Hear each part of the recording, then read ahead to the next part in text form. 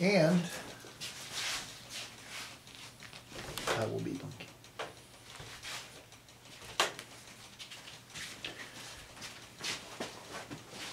Hi, welcome to Thriving 1, Episode 2. Just like the sign says. Now I'm going to put this away. And you notice this sign back here? This don't have anything to do with nothing I'm going to talk about. I just like it because it's pretty. As always, when we do these videos, don't confuse anything I say with the truth. This is just some stuff I believe. And speaking of believing, that's what today's topic is. Last time we talked about integrity, which is when my thoughts, my words, my actions, my feelings, and beliefs agree. That's when I got the best shot at having a thriving lifestyle. But today we're going to talk about beliefs. But I also think that I promised you last time, each time I give you a thriving tip. And today's thriving tip is you cannot pretend that you are thriving when you are in the process of trying to shove your beliefs down someone else's throat. Meanwhile, back at beliefs. I'm starting this with beliefs because some of our most intense behaviors and words and feelings and actions, which are also behaviors, aren't they? But I'm back with you. Come from stuff that we believe. We all carry a lot of beliefs, and some of them are really important.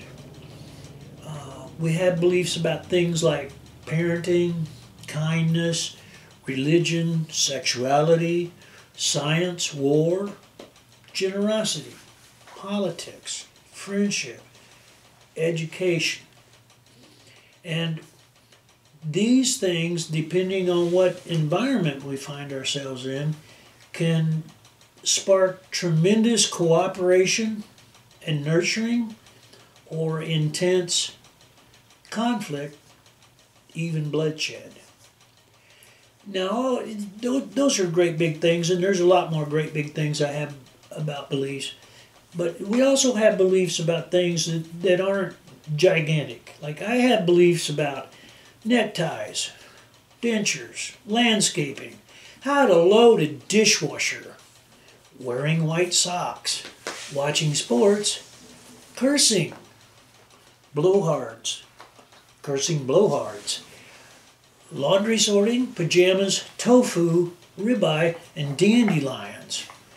And with all those things that I just said, that's maybe 1% of all the stuff I believe. Now, I haven't gone to the trouble of defining beliefs because you already know what they are. And you're full of them. And I don't know when a human starts holding beliefs. I suspect very strongly it's before we can spell beliefs. A lot of our learning and believing comes from direct experience. Like it doesn't take very many times for you to come to believe that ice cream quickly turns into sweet soup, and that kitties don't make good tub toys. If you try to use a kitty for a tub toy, you will find out that that wonderful, warm, furry, purring animal has more teeth, pointy teeth, than Dracula, and more claws than Freddy Krueger. And as you go about gathering in beliefs, pretty soon we start getting these notions from the people around us about 6 words. Right, wrong, good, bad, should, shouldn't. Okay? Like when you say your first word, oh, everybody's happy and they're applauding and stuff. When you say your first curse word, you get an entirely different response from the adults in the room. And what kind of beliefs that we have vary immensely based on where we are and who we're with. I could take identical twins at birth, separate them, raise one of them in San Francisco, and raise the other one, oh, I don't know, let's say in Rota, Spain. And those children never having met each other, you could bring them together in a dark room with you 15 years later and tell them apart in the dark just by having them tell you what they believe. One of my favorite sayings is, I don't know if fish drink water really, okay? But I know this, if they do, they can only drink the water they're swimming in. Lots of people piss and moan about other people's beliefs when them other people weren't raised where the complainer was raised, or maybe even when the complainer was raised. Now all us little believing fish, we got, we start out in some little ponds, families and neighborhoods, schools and churches, and learning stuff about that. The ponds I started out with, number one, are proof that I'm a time traveler. I have traveled here today all the way from 1950. Okay? Those ponds that I swam in originally probably don't even exist anymore. In those ponds, all the dads had a job. And almost none of the moms had a job. What is called child abuse now was called child rearing in 1950. Kids played outdoors with other kids. And at no time during my early childhood was I afraid that me or my friends was going to appear on a milk carton. People didn't lock their houses hardly ever. People didn't lock their doors. Not one child in my elementary school had a therapist, a case manager, or a doctor who prescribed them psychotropic medication. Not one. So, and as you go through these things, you see and experience how things are, but the notion seeps into you that this is how things are supposed to be. See, and that goes back to good, bad, right, wrong, should, shouldn't. As you increase in age, you get to select some of your own ponds. Okay, like you get to middle school or junior high, depending on where and when you were raised, you get to pick some of your classes. You get to pick some of your teachers. You get to pick some more friends. You get to pick extracurricular activities like sports, band, orchestra, theater. And so you get exposed to people who've been splashing in different water than you. And sometimes their beliefs get you wet, okay? And some of those new beliefs are attractive, and you hold on to them. Some of those new beliefs make you think your beliefs are horse crap, and maybe you get rid of some of your old beliefs, or you cling to them tighter. Either way, you find out that belief systems for individual change. I believe, gosh, I wonder how many times I say belief in this. I believe that our beliefs are the center of our individual and collective identities. Okay? It's not just about what belongs inside me, it's about what I belong inside of. Now, a lot of people use the word society. I have to get ready for this one. They use the word society like they knew what it meant. Okay? To me, a society is a collection of people who have shared purpose, direction, meaning, belonging, and moral values. I hear all the time on my TV about all the social failures there are and how much society's just unfair and bad. I got some news for you. There's a difference between a failing society and the failure to have a society. The United States of America is not a society. You can write a Declaration of Independence and start a revolution. You can write a constitution and start a nation. Neither of those things can establish a society. The society can be established only by its members with their consent and on purpose. Used to hear a lot of things about America is the great melting pot. Well, that's what I want to be in the middle of. America is the great melting pot. And later, some really smart person who I have no notion who they were at this time said, America really isn't like a melting pot. It's more like a tossed salad. You got a big bowl of things that are very different, and they each have their own distinct texture, flavor, and appearance. And the whole bowl has a flavor very much of its own, but those things are not melted together. I don't think I would enjoy a tossed salad melt, but maybe some people would. So, even when you're not in a society, groups of people still have belief systems.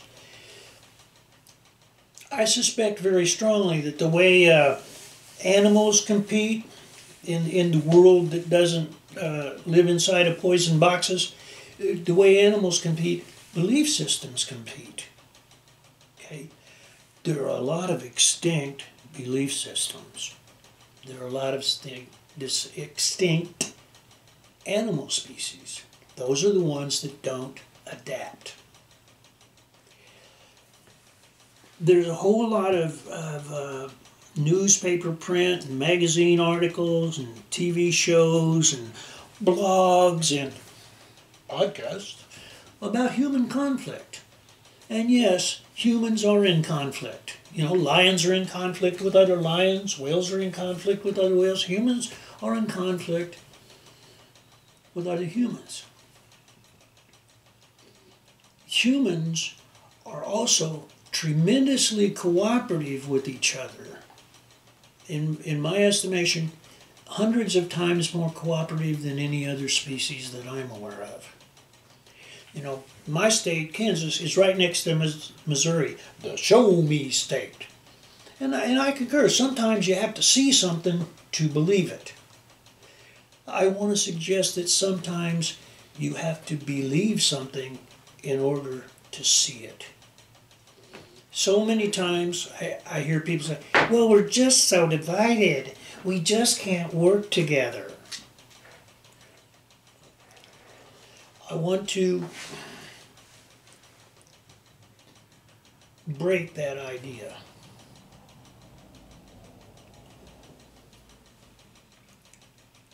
There's a guy somewhere today needs his appendix yanked out. Now, the surgeon obviously has to cooperate. Okay? But and the patient has to cooperate. You need both of those. Okay? The surgeon ain't making much money with no patient. But see, the surgeon isn't just dependent on the patient, the surgeon is dependent on the gas passer. And that the gas passer is dependent on whoever manufactured not just the gas, but the containers the gas come in. But wait, that person who's made those things is dependent upon the factory guys that manufactured those things and the shipper who shipped those things to the hospital. So you're also dependent on the people who paved the road. You're dependent on the people who wired the surgical suite. You're really dependent on the janitor that got the place sterile enough to, you know, maybe this guy wouldn't die of something he didn't have when he was in the hospital. All those people are dependent on the electricians who wired the place, who's dependent on the coal-fired plant over in St. Mary's making electricity. And those guys have to cooperate with the train people that bring Wyoming to Kansas to burn. So this guy can have his appendix out? And the train people are dependent on the coal miners.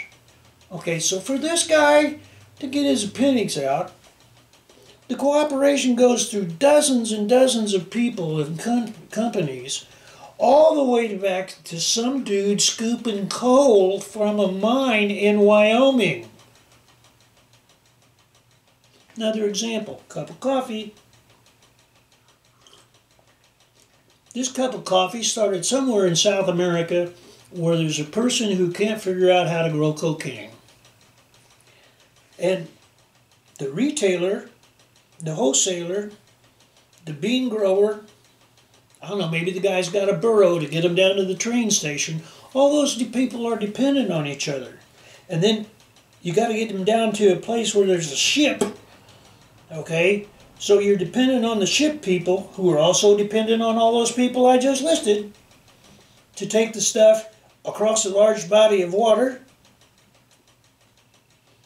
to a refinery place. And then the people in the refinery are dependent on all these people, okay, to have something to refine. And then after it's refined, it has to be trucked to a warehouse for wholesalers. And then the retailers come there and get the stuff, and they pimp the coffee out to the coffee shops and to the grocery stores. Well, once it gets to my coffee shop, okay, that coffee shop has had to cooperate with the city building code people, with the electricity company, with the water company, and their landlord if they have one. And then I have to depend on a sleep-deprived barista, I don't know what that word means, person who can't get another job, who wants $1 tip for handing me a $2 worth of coffee. But all those people, there are several hundred people, dozens of companies, more than one nation, just to get this. Not only can humans work together, we are working together 24 hours a day, 7 days a week, 365 days a year across the entire planet. And this interdependence that I just described is what I call a reverse hallucination. That's where we don't see stuff that's right in front of us. But interdependence, as interdependent as we are, our interdependence doesn't lend us a sense of belonging. Doesn't necessarily lend us a sense of purpose. It certainly doesn't lend us a sense of moral values. Without belonging, purpose, direction, meaning, and moral values, each and every one of us is like a fish out of water. A fish out of water, if you ever seen one, it is a desperate, despairing looking creature flopping around, basically looking for any liquid they can find that will help them stay alive. And we have millions and millions of people in the United States and on our planet who are just like those fish out of water. That desperation and despair can lead to things like, oh, I don't know, drug addiction, complete isolation, violence, coffee addiction, wild self-indulgence like gambling or sexual addiction, and sometimes to suicide. Sometimes the fish out of water hopes for oblivion, and sometimes we find it at our own hand. With purpose, direction, belonging, meaning, and moral values, we can swim in an ocean of human support, in something that I call we. Without experiencing we, it is almost impossible to have a thriving lifestyle. We don't all need to have the same beliefs. We don't need to have the same purposes. We don't need to have the same moral values as everyone else. But we have to have them for ourselves if we're going to live and enjoy life. Now that's the bulk of the sermon. I told you I'd give you an aphorism every time. I remembered it. I may not remember this next time.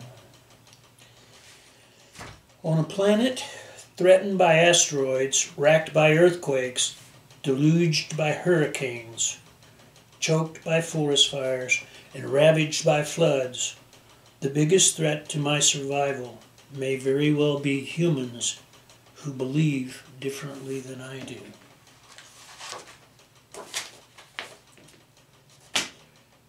A reminder, any rebroadcast, reproduction, or retransmission without authorization of the contents of this podcast are considered flattering. There is only one us.